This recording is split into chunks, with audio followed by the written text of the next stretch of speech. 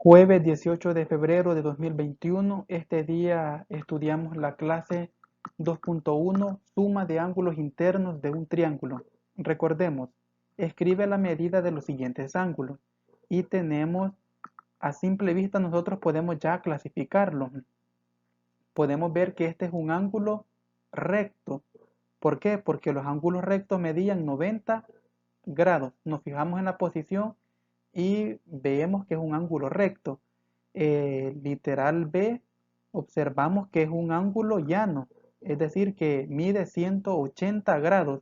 Y el literal C, pues es un ángulo completo, que mide los 360 grados. El analista nos dice, ¿cuánto suman los ángulos internos de un triángulo?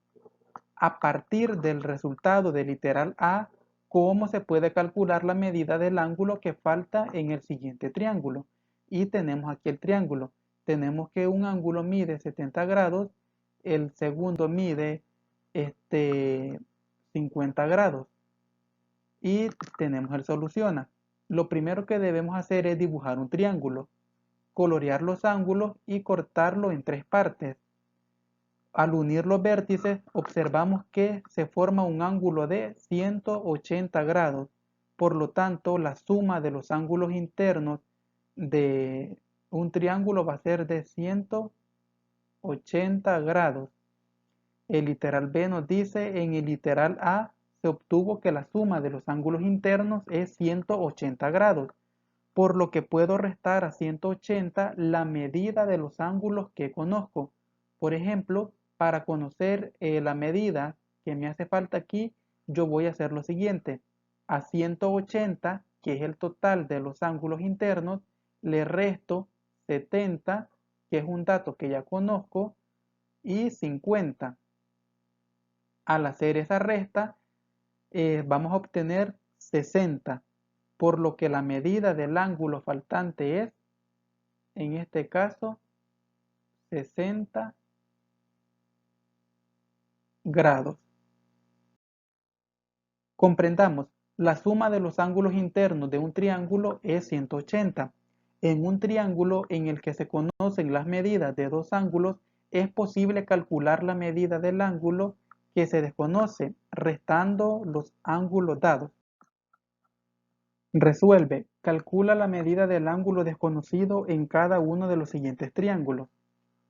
Y para conocer la medida que hace falta, vamos a hacer uso de lo que se nos describe en el comprende. Tenemos que a 180, que es el total de grados que mide el triángulo, le vamos a restar los datos que ya conocemos.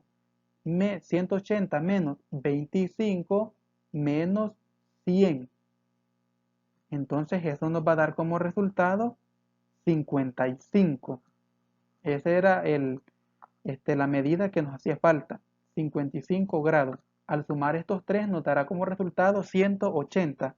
Y lo mismo hacemos para el literal B, 180 menos 55 menos 55 y vamos a obtener 70 grados. Lo mismo para el literal C, para el literal D. Si se fijan bien, aquí en el literal D tenemos que encontrar dos medidas. Y tenemos 180 en primer lugar, menos, si se fijan bien, aquí tenemos un ángulo de 90 grados. Entonces, menos 90 menos 30, que nos da como resultado 60 grados. Y tenemos, por último, el literal E. De esta manera es como hemos encontrado la medida de los ángulos de los triángulos.